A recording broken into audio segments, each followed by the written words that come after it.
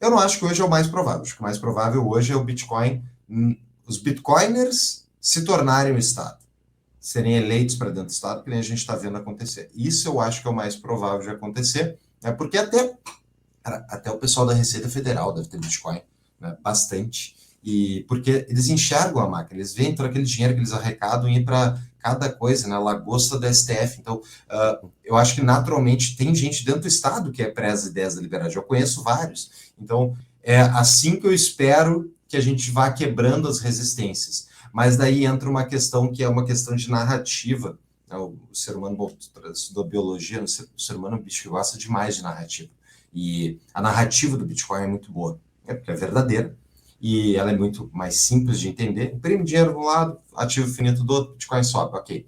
Uh, mas a narrativa associada ao a necessidade de controlar o Bitcoin ou de até mesmo proibi-lo por causa de X, segurança nacional, por causa de sistema financeiro. Então, vai depender, a resistência a isso vai depender de quantos bitcoiners existem. Né?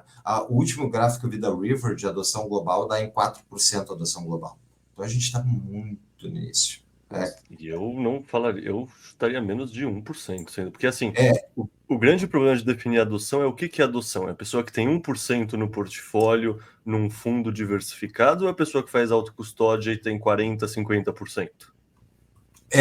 eu acho que tem alguma exposição. Eu não lembro de cabeça a metodologia deles, mas era aqueles relatórios que a River fez. Esse é do relatório, acho que é do início do ano, no final do ano passado. E eles põem que nos Estados Unidos a adoção está maior. Nos Estados Unidos a adoção está bem maior. Então, assim, eu vi outro dia até uma pesquisa que daria, tipo, cripto, de forma geral, 30% da população americana teria. Mas é que os Estados Unidos realmente está. Os melhores mentes ligadas a Bitcoin estão nos Estados Unidos, né? Então, ali tá crescendo mais rápido por causa disso.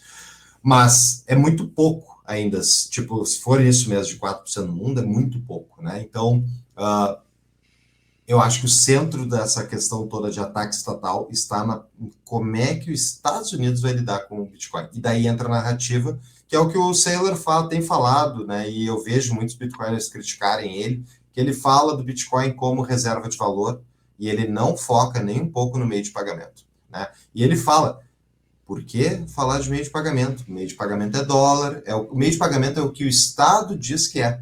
E eu tendo a concordar com ele. Eu sei que dá para usar Bitcoin como meio de pagamento, e as pessoas vão usar. Só que em termos de disputa política, a gente não tem que chegar e dizer: ô governo americano, a gente vai acabar com a tua moeda, tu não vai ter mais nenhuma influência, tua moeda vai a zero contra Bitcoin e ninguém mais vai usar ela. E tu só, máximo tu vai conseguir cobrar impostos. Isso aí é tipo, é chamar a guerra para si, entendeu? Eu acho que é aquela frase de Sun Tzu, né? Melhor do que disputar uma batalha e ganhar é tu nem precisar lutá-la, né? Então, cara, vamos para reserva de valor, store value, e assim as pessoas vão usar o Bitcoin. Gradualmente elas vão usar, mas, pô, ó o cartão da BIPA aí. Mas o BIPA tá ótimo, cashback Bitcoin. Cara, eu honestamente acho melhor comprar as coisas no cartão de crédito, ainda mais se tem um cashback em Bitcoin, do que pagar em Bitcoin. Por quê? Porque o Bitcoin, ao meu ver, a transação de Bitcoin, mesmo na Lightning, ela se equipara ao débito. O cartão de crédito, ao dar cashback, faz com que a tua compra seja mais barata do que no débito. Então, eu tenho incentivo econômico usar cartão de crédito e não usar débito. Eu não uso débito. Então, por que eu vou começar a usar o Bitcoin? Só se é para justamente não ter nenhuma transação passando por nenhum sistema estatal. Mas, tipo, pô, eu não, tenho empresa, tenho renda declarada, tenho renda, tenho que usar o sistema, entendeu? Então eu vejo por isso, eu acho que é uma questão de narrativa, assim, cara. Eu acho que a gente está bem posicionado, mas se a gente for para confrontar o Estado reto, talvez dê mais dor de cabeça do que a gente precisa. Perfeito, eu concordo totalmente com essa sua visão pragmática sobre o Sailor. No fundo, o que eu digo para o pessoal quando a gente fala desse assunto é que cavalos de Troia são importantes. Você não precisa bater de frente, dar murro em ponta de faca, nem sempre é a melhor abordagem. Uma coisa que você trouxe que eu achei muito, sei lá, eu penso muito nisso também, é essa questão dos funis para as ideias de liberdade e como o Bitcoin é uma parte superior do funil. E eu vejo isso em mim mesmo. Tipo, eu quando conheci o Bitcoin, eu estava terminando o meu doutorado, assim, eu nem saberia descrever o que é o libertarianismo, o que que é o liberalismo, assim, eu não vou falar que eu era comunistinha da USP, porque eu sou de uma faculdade de ciências da natureza exata, sabe? Eu Uhum, nunca me identifiquei com esse viés, mas eu só não me importava, sendo bem sincero. Eu só uhum, não votei em nenhuma eleição, eu tirei meu título de eleitor com 19 anos porque eu fui obrigado. Eu, tipo, sabe, eu era um cara apático que não se importava, focava na ciência, no laboratório e estava pouco se importando com o resto. Hoje em dia, eu, sei lá, eu não sei se eu sou libertário, mas eu concordo muito com esse caminho. Eu me descreveria mais como bitcoiner e libertarianismo está quase como uma consequência associada. E aí uma uhum. coisa que eu acho muito doida de observar é como acontece um fenômeno quase oposto no meio libertário, assim. Porque assim, supostamente os libertários deveriam conseguir enxergar valor no Bitcoin mais facilmente do que os não libertários. E talvez se a gente pegar uma análise rigorosa estatística, em média isso seja verdade. Mas eu, com evidência anedótica, olhando em Twitter, olhando em lugares assim, eu sempre vi muito libertário falando de Nano, falando de Monero, falando de outras shitcoins e não vendo tanto valor no Bitcoin em específico. Você que acompanha esse universo há mais tempo, por que você acha que isso aconteceu assim?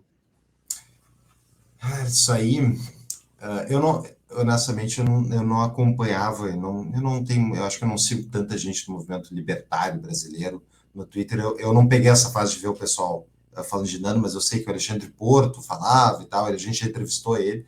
Uh, a, o cerne disso, ao meu ver, está no, no que é dinheiro e como é que algo se torna dinheiro. E isso vem especialmente da base da escola austríaca.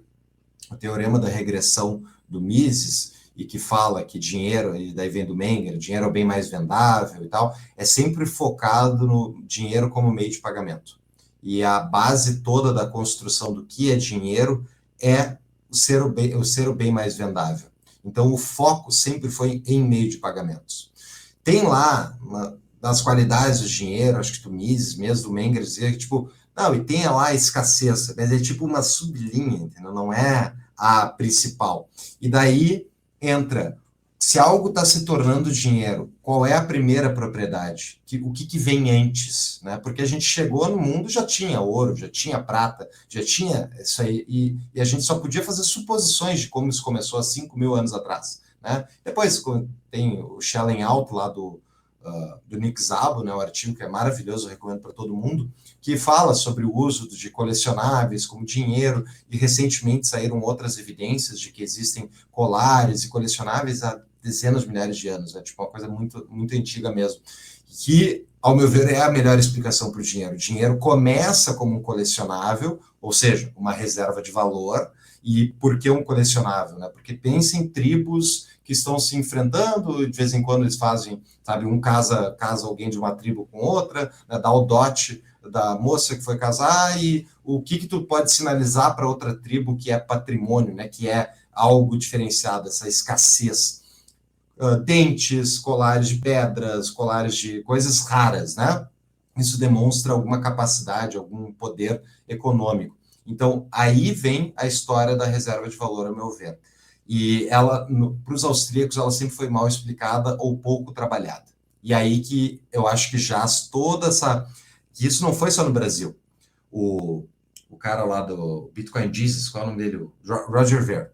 Né? Eu não acompanhava Bitcoin na época nem um pouco, mas eu ouvi o Roger Ver no Tom Woods Show de 2013 em diante, eu falava muito, de vez em quando tinha um episódio de Bitcoin com ele, e ele falava coisas que eu concordava, achei bem legal esse cara. Então. E muito focado no meio de pagamento. Toda a briga do Block Size Wars era porque aquela visão do Bcashers, né, que veio a ser o Bcash, ele era focado no uso como meio de pagamento em detrimento do uso de reserva de valor. Portanto, eu acho que é aí que vem essa raiz de discussão de por que não é a reserva de valor antes, por causa dos austríacos. E eu acho que os austríacos vão ter que reformar essa visão, que já tem evidências de sobra, de que a reserva de valor vem antes. E para mim é muito lógico, cara. Eu acho que para qualquer Bitcoin é muito lógico. Como é que algo vai ser meio de pagamento antes, se, para meio de pagamento, o outro lado tem que ter o meio de pagamento, tem que saber usar o meio de pagamento. O que adianta? Eu vou te pagar em Bitcoin, mas eu não tenho Bitcoin, não sei como é que funciona, eu não tenho carteira, eu não sei guardar minhas palavras, eu não sei nem usar a carteira Lightning.